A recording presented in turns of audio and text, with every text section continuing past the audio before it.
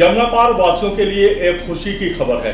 यमुना पार के कृष्णानगर विधानसभा के विधायक डॉक्टर अनिल गोयल दिल्ली के सर्वश्रेष्ठ विधायक घोषित किए गए हैं। हमारे साथ बात करने के लिए मौजूद है डॉक्टर अनिल गोयल।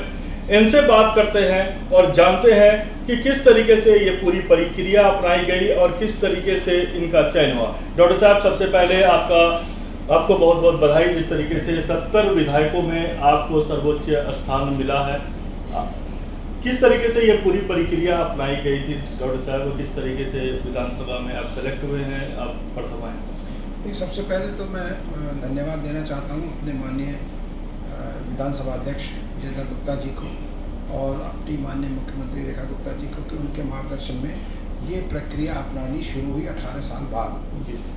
सोचिए 18 साल से ये प्रक्रिया नहीं अपनाई गई। और प्रक्रिया क्या है? प्रक्रिया है एक ऑब्जेक्टिव एनालिसिस है, एक ट्रांसपेरेंट पारदर्शी तरीके से अंकीय प्रणाली है, अंकगणित है, ऑब्जेक्टिव है।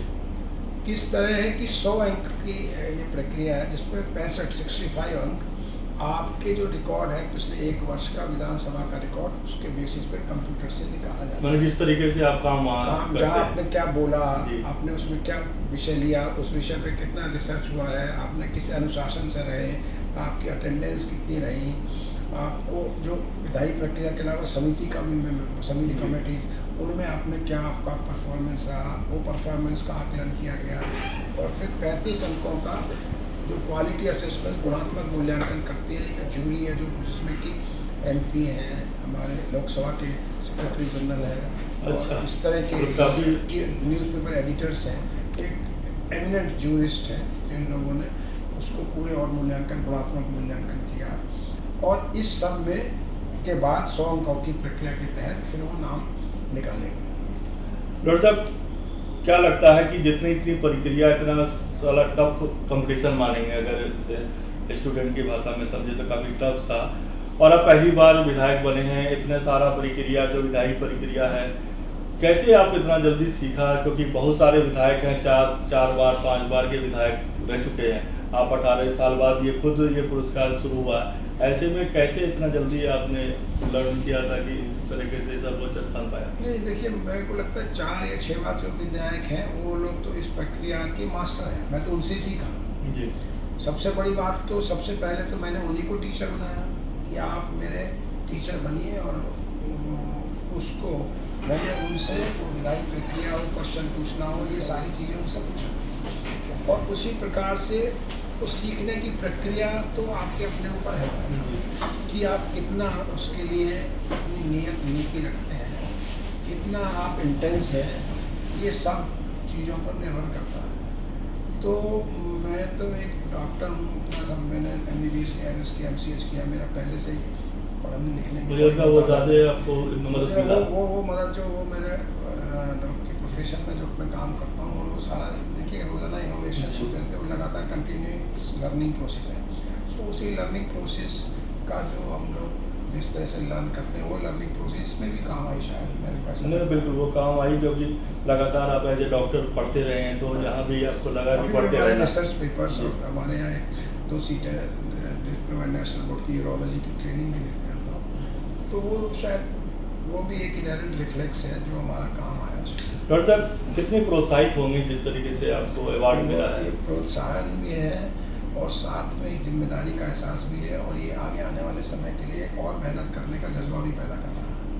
क्योंकि ये तो एक हुआ ये अवार्ड, लेकिन असली बात है कि ये अवार्ड क्यों दिया गया कि आपने जनहित के मुद्दों को सही तरीके से, अनुशासित तरीके से उठाया।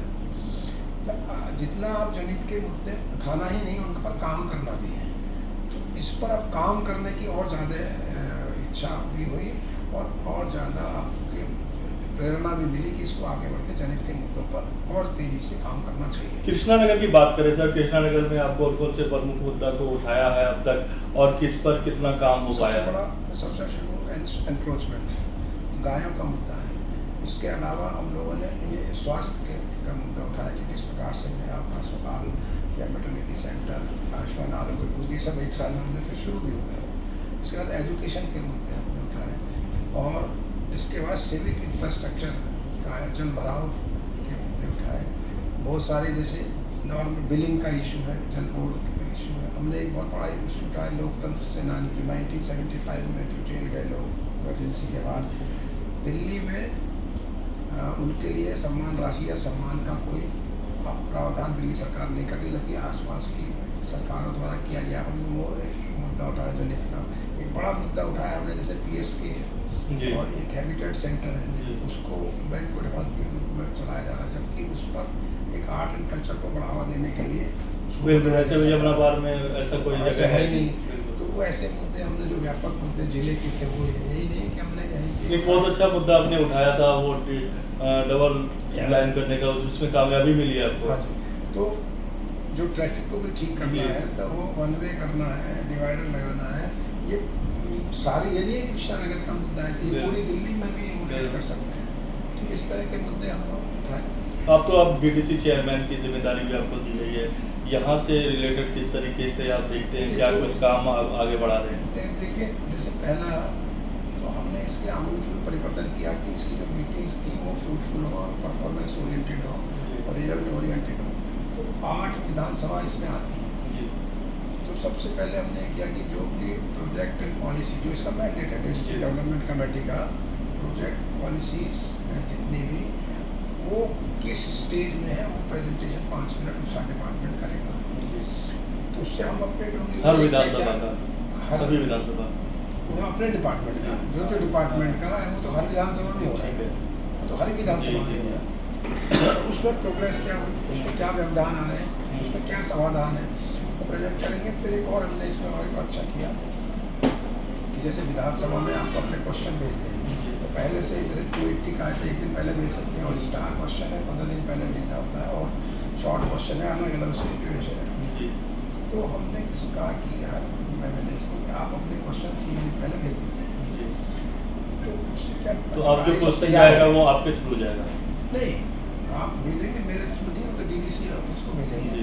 तो थ्रू की बात नहीं हो रही, मतलब उसका एक प्रक्रिया। अच्छा, तो वहाँ आप भेज दीजिए, तो हम उसके समाधान के साथ उसमें हमारे ऑफिसर्स को भेज देंगे। तो उसमें क्या समाधान हुआ वो भी समाधान क्या, उसका अपडेट क्या है, तो उसमें क्या होगा, अपने टाइम बचेगा और हमारी प्रोग्रेस एक पॉजिटिव माहौल में DDC मीटिंग होगी। हमारा काम क्या है कि 1 साल में हम लोग एनफोर्समेंट कर सकते हैं, गायों के लिए गौशाला बना सकते हैं, चारों तरफ इसके गौशाला सबसे बड़ी समस्या भी है, जिले में एंट्री, बेहतर एंट्री द्वार बना सकते हैं। और इसके अलावा जितनी जो समस्याएं हैं उनको टाइम बाउंड में पूरा कर सकते हैं, और जितनी पॉलिसीज प्रोजेक्ट्स चल रहे हैं उनको समयबद्ध तरीके से कर सकते हैं। और जो मल्टीप्लिसिटी ऑफ अथॉरिटीज़ है, एक डिपार्टमेंट कहता है उसका काम है, वो कहता है उसका काम है, तीसरा कहता है इसका काम है, उनको कैसे, क्योंकि DDC में तो सारे लोग एक साथ बैठते हैं, तो उनको कैसे कोऑर्डिनेट करके बना सकते हैं, वो उसको कम कर सकें, ब्यूरोक्रेटिक हैसल, वो हमारा काम है। तो जैसे DDC है सर, डिस्ट्रिक्ट डेवलपमेंट कमेटी है, ये जनरली लगता है कि जो विकास कार्य क्षेत्र में हो रहा है उसको आपको मॉनिटर सुपरवाइज करना है, तो इस पूरी और उसके व्यवधान है उसको दूर करना है। इससे जनता से कैसे जुड़ सकते हैं सर, इस तरह से जो डेवलपमेंट, जो प्रोजेक्ट पॉलिसी तो जनता के ही चल रहा है ना। मान लो इन्फेंट मॉर्टेलिटी रेट, कितने बच्चे की डेथ हो जा रही है, मैटरनल मॉर्टेलिटी रेट कितनी महिलाओं की डेथ हो जा रही है प्रेगनेंसी के दौरान, वो देंगे तो उसमें उसको बेहतर कैसे करना है वो सुझाव है। मान लो आप PWD वाला कहता था हमारे यहाँ ये जो है प्रॉब्लम, उसका क्या समाधान है, ट्रैफिक वाले बोलते सब ये ट्रैफिक की ये बॉटलनेक्स ये है, हम कर रहे हैं, ये कर रहे हैं, तो वो सब बताएंगे हमारा क्या कर रहे हैं। तो जनता भी आपको शिकायत दे सकती है, आप उसका अधिकारियों से जो है आप इम्पोर्टेंट बात है। ये हमने एक नया चालू किया है जी, कि हमने एक अपना ईमेल दे रहे हैं, जो कि हमारी ग्रीवेंस सेंट्रेशन सेल यहाँ शुरू किया था, ये हमारा मैंडेट है DDC का, और उसको एक लैंडलाइन नंबर दे रहे हैं, हेल्पलाइन नंबर। आपके माध्यम से मैं बताना चाहता हूँ 21210851, ये नंबर 10 बजे से 6 बजे तक यहाँ पर चालू रहेगा DDC ऑफिस में। ईमेल भी हम लोग हैं, तो कभी भी आप कर सकते हैं, ये भी इसी ऑफिस की ईमेल है, DDC मतलब district development committee DDC east 851@gmail.com। इस पर आप अपनी ग्रीवेंस भेज सकते हैं, आपके टाइम बाउंड मैनर में इसको ठीक किया जाए। और ये इसके पहले नहीं था, बिल्कुल इससे पहले तो देखा ही नहीं हमने कोई भी इस तरह का जनता से कनेक्ट करने का कोई, आप थोड़ा ये थोड़ा दिखा दीजिए। तो ये बहुत अच्छी शुरुआत की है आपने, क्योंकि जनता से जुड़ना सही कदम होगा, क्योंकि किसी चीज़ का फ़ायदा जनता तक डायरेक्ट पहुँचे। किसी भी सरकार की संस्था कोई भी हो, वो है तो जनहित के लिए। बिल्कुल। विकास क्या हो रहा है, उसमें क्या प्रॉब्लम है, उसको ठीक करना है, डिपार्टमेंट से जुड़ना है, फिर उनकी जो समस्या है उनको टाइम बाउंड मैनर में दूर कराना है। तो इसीलिए हमने लैंडलाइन नंबर भी दिया 10 बजे से 6 बजे, और ईमेल दिया। उस पर आप भेजिए, जिस डिपार्टमेंट से कंसर्न होगा उसको टाइम बाउंड मैनर में आपको जवाब दिया जाएगा और उसको समाधान के लिए बात की जाएगी कि इसको समाधान करके भेजिए। बहुत बहुत शुक्रिया। यह है डॉक्टर अनिल गोयल। इनका कहना है कि जिस तरीके से इनका चयन हुआ है, इसके लिए ये शुक्र तो अदा कर रहे हैं, लेकिन साथ साथ एक जिम्मेदारी भी महसूस कर रहे हैं, क्योंकि जितना बड़ा सम्मान इनको मिला है उस सम्मान कंटिन्यू रहे, ये कोशिश इनकी तरफ से लगातार की जा रही है। इनका साथ ये भी कहना है कि कृष्णा नगर का जो विकास है वो उनकी प्राथमिकता है, उसके लिए वो युद्ध स्तर पर काम कर रहे हैं। इसके अलावा डीडीसी की जो जिम्मेदारी दी गई है, उसको जो डीडीसी का ऑफिस है उसको सीधे जनता तक जोड़ने का भी प्रयास इनकी तरफ से निरंतर जारी है। इसके लिए इन्होंने एक फ़ोन नंबर और एक ईमेल आईडी भी जारी किया है। SK सिन्हा के साथ मोनित खान, दिल्ली।